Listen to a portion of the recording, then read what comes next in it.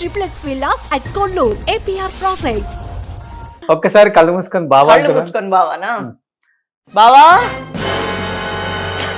బావా అంటే ఇలా పిలిపించేస్తారా మీరు? బావా అంటే ఆయన మాత్రమే వస్తాడు, ఇంకా ఎవరు రారు. మీకు ఒక విషయం తెలుసా, ఈయన మొత్తం సినిమా ఇండస్ట్రీకే బావా. నేను పిలిచి అందరూ బావా బావా అని అందరూ ఈయన బావా అని సార్ పిలుస్తారు. వేరే హీరోయిన్స్ యాక్టర్స్ అందరూ బావానే పిలుస్తారు. అవును, బాగా హ్యాపీగా ఉంటుందా పిలిపించుకోవడం అట్లా? నేను హ్యాపీ, వాళ్ళు పిలుస్తుంటారు. అందరూ బావా బావా అందరూ యూనివర్సల్ బావా అయిపోయారు ఆయన. సో ఎక్కువ ఎవరు బావా అని పిలిస్తే హ్యాపీగా ఉంటుంది మీనా గారు కాకుండా?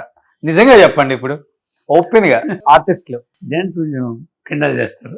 ఓకే కిండల్లోనే బావా అని ఎక్కువగా వాళ్ళే పిలుస్తారు. కవర్ చేసేసారు ఎక్కువ జెంట్స్ పిలుస్తారని. అవును, ఇప్పుడు మళ్ళీ వైరల్ అయిపోతుంది మీరు హీరోయిన్స్ పేర్లు చెప్తే ఫ్లో లో అని. అట్లేం లేదు.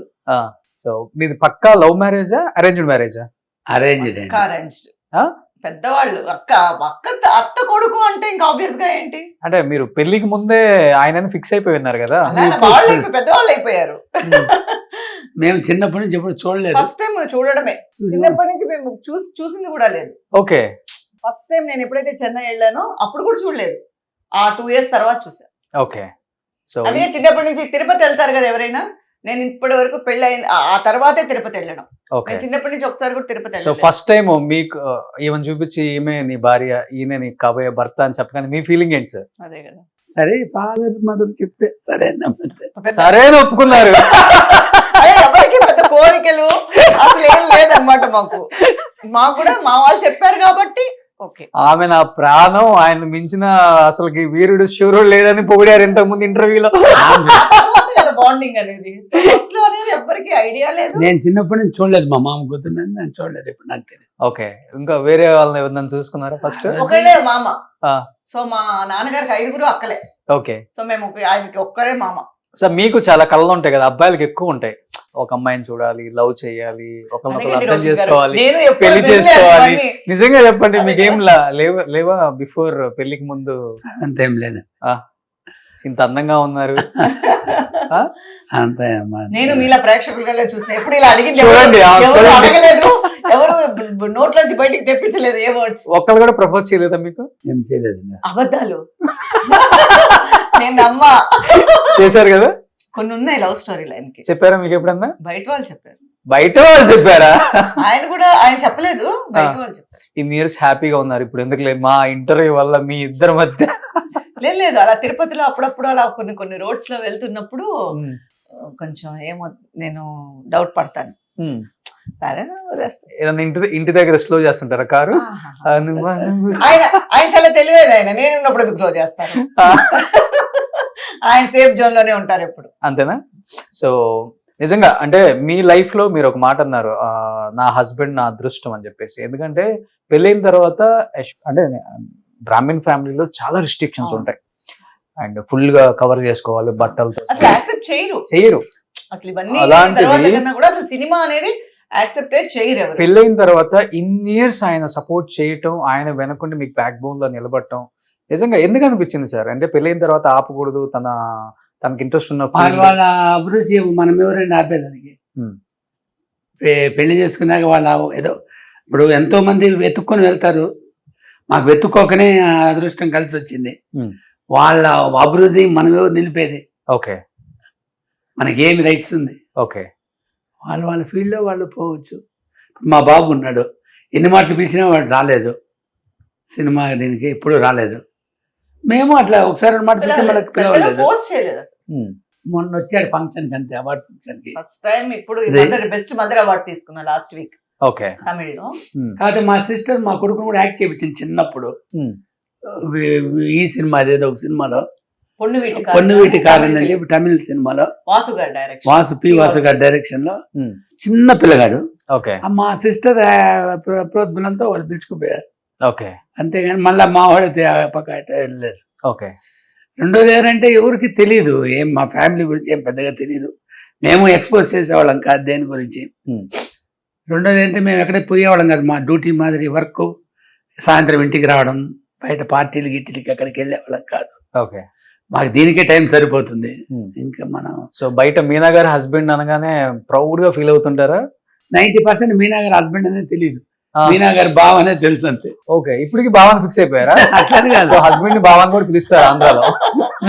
అలా కాదు. బావ హస్బెండ్ అవ్వాలని రూల్ లేదుగా. ఆ, బావ అనేది హస్బెండ్ గా ఉండాలి అని రూల్ లేదు కదా. సో మీరు పక్క ఆంధ్ర వాళ్ళు కదండి? అవును చాలా తక్కువ మందికి తెలుసు. అవును. మీది ఎక్కడ ప్రాపర్? మా అమ్మమ్మ గారు వాళ్ళది రాజమండ్రి. ఆ. సో పుట్టింది అక్కడే, మీరు పుట్టింది అక్కడే? అంటే అమ్మమ్మ గారి ఇంట్లోనే కదా ఆబ్వియస్ గా అమ్మ వెళ్తుంది, ఓకే. అక్కడే పుట్టారు. నాంది నాన్నగారిది కూడా అక్కడే, ఆ పక్కే. ఆ పక్కే. సో పక్క రాజమండ్రి అమ్మాయి. ఓ సో మీది సార్? తిరుపతి. తిరుపతి. అదే మీ భాష చూస్తేనే అర్థమైపోయింది నాకు. Born and brought Tirupati. Um, వాళ్ళ మొత్తం వాళ్ళ నాన్నగారు వాళ్ళంతా తిరుపతి. ఓకే. సో తర్వాత ఇండస్ట్రీ వల్ల చెన్నైకి వచ్చారు అంతే? ఫస్ట్ వాళ్ళు వచ్చారు, Hmm. ఇండస్ట్రీ కోసం వాళ్ళు వచ్చారు. ఆ తర్వాత నా ఎంట్రీ. సో ఈయన చూస్తేనే అర్థమవుతుంది మీ మాంగారు ఎంత స్ట్రిక్ట్ ఆఫీసర్. ఈయన స్ట్రిక్టే లేరు పాపం. ఈయన చాలా ఈయన స్ట్రిక్ట్ ఓన్లీ దీని దగ్గరే అది కూడా ఆయనే, ఈయన లేరు. లేదా? మొత్తం ఆ చక్రం అంతా మా అత్తయ్య గారు. అలా తిప్పారు కాబట్టి ఇప్పుడు 500 కోట్ల ఆస్తులు ఉన్నాయి మీనా గారికి. రోషన్ గారు కూడా కలుపుకొని, నాది రోషన్ గారిని కలుపుకొని 499 కోట్ల ఆయన, 1 కోటి నాది. తిరుపతి ఎయిర్పోర్ట్ దిగితే ఇక్కడ నుంచి అక్కడ దాకా మీనా గారిదనే చెప్తారు. అవునవును, అందరూ. చాలా మంది అనుకుంటారు ఆ మీనా గారు అని. కాదండి, ఈ మీనా గారి అబ్బో, తిరుపతిలో 100 ఎకరాలు మామిడి తోట ఈయన బిజినెస్ చేస్తారు. అంత లేదు సార్, అవునా కాదా? కాదు, అంత అంత లేదులే. లేదండి. ఆ. ఏదో కొంచెం ఉంది అంతే. సో ప్రాపర్టీస్ అంతా ఎక్కువ ఇన్వెస్ట్మెంట్ తిరుపతి. అంతా తిరుపతిలోనే పెట్టాను. మంచిది అది. తిరుపతి కూడా ఇప్పుడు ఎందుకంటే హైదరాబాద్. వాళ్ళకి చూసుకోవడానికి అక్కడ ఈజీ, Hmm. అందుకని తిరుపతి అనేది వాళ్ళకి ఎక్కువ ఇష్టం. చెన్నైలో కూడా ఉంది ఇల్లు సైట్. సో మెయిన్ అయితే తిరుపతి. సో మీరు ఉంటాం ఎక్కడండి ఇప్పుడు అసలుకి? చెన్నై. మేము యాక్చువల్ గా మా అత్తయ్య గారు మావయ్య గారు ఉన్నంత వరకు చెన్నైలో ఉన్నాను. Hmm. మా అత్తయ్య గారు ఒక 5 years అయిందా, 3 years. 5 years అయింది, 3-4 years అయింది. ఆ తర్వాత మేము షిఫ్ట్ అయిపోయాం తిరుపతికి. తిరుపతికి షిఫ్ట్ అయిపోయి ఇప్పుడు అక్కడే ఉంటున్నాము.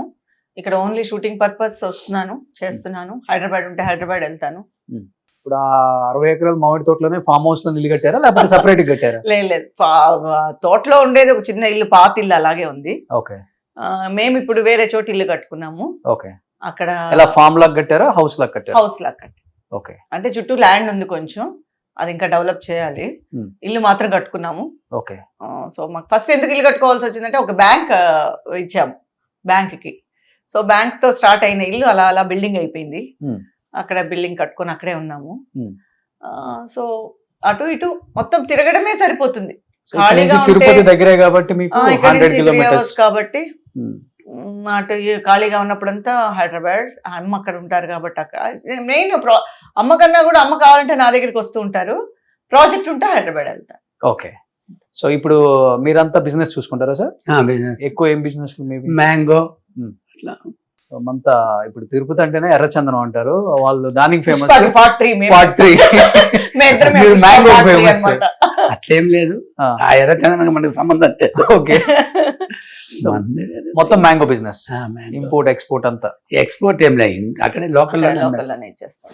లోకల్లో అంటే ఎక్స్పోర్ట్ చేయాలంటే దానికి చాలా ఉంది, దానికోసమే మొత్తం. కానీ పెద్ద తోట కదా సార్, అంత పంట వస్తుంది కదా, మరి అట్లా లోకల్లో? లోకల్ కాదులేండి, హెరిటేజ్ వాళ్ళు వీళ్ళు తీసుకెళ్ళిపోతారు. ఓకే. సో ఓన్లీ మ్యాంగో తోటలో, ఇంకా వేరే తోటలో కూడా ఏమైనా పెట్టారు? కొబ్బరి తోట కొబ్బరి ఉంది, బట్ ఎక్కువ మ్యాంగో. ఓకే. ఫామ్ చేస్తుంటారండి మీరు సరదాగా? చేయాలంటే అది చెయ్యరు. చెయ్యాలి, చేసుకుంటూ చెయ్యరు అంటే టైం. ఓకే. కానీ ఆయన చేసే వ్యక్తిలాగా కనిపిస్తున్నారండి. ఆయన చేసే వ్యక్తిలా కనిపిస్తున్నారు మీకు. ఆయన చేపిస్తారు. చేయిస్తారు, ఆయన ఒక సూది కూడా అలా పక్కన తీసి పెట్టరు, ఆయన మొత్తం చేయిస్తారు. తెలిసిన. ఓకే. ఇద్దరులో ఎవరు ఎక్కువ అండర్స్టాండింగ్? అంటే ఓకే, ఒకళ్ళు కోప్పడ్డా గానీ తగ్గేది? ఎక్స్పెక్టేషన్స్ నాదే ఉంటుంది. ఎలా సార్? అంతేనా? అసలు మా సార్, మదర్ మీరంతా వినమ్రంగా అసలు హ్యాపీ కూర్చోండి. మీరు భయపెట్టి కూర్చోబెట్టింది, చెప్తావో చెప్పావు నా గురించి అన్నట్టుగా ఉంది. మరి భయపెట్టేసారండి ఇలాగా. నిజంగా డామినేషన్ చేస్తారా? డామినేషన్ ఏం లేదులేండి, ఐడియాస్ ఇస్తారు, అది కరెక్ట్ గా ఉంటే మనం దాన్ని ప్రాసెస్ చేస్తాం. ఇలా తీసుకో అస్సలకి తీసుకో, తగ్గేదిలే. తగ్గేది లేదు కాదు, మంచిగానే ఉంటే తీసుకుంటాం అంతే. అన్ని మంచిగానే ఉంటాయి. ఓకే. సెకండ్ థాట్ అనేది ఉండదు. ఫస్ట్ థాట్ కరెక్ట్ గా ఉండేటప్పుడు దాన్ని మన సెకండ్ థాట్ కిందకి వెళ్ళాలా. ఓకే. సో మీకు మేనేజర్ కూడా అక్కర్లేదు, మొత్తం ఆయనే చూసుకునే వాళ్ళు? డబ్బులు వచ్చేది మావయ్య గారు. మావయ్య గారు ఈయన. వెనకాల చక్రం మా అత్తయ్య గారు, Hmm. ఫ్రంట్ చక్రం మా మామయ్య గారు. ఓకే, సో అలా చేయబట్టి ఈ రోజు సేవింగ్స్ అంతే. ప్రతి ఆర్టిస్ట్ కి అంతే అప్పుడులో అంతే. పోగొట్టుకున్న వాళ్ళు ఉన్నారు, అవును.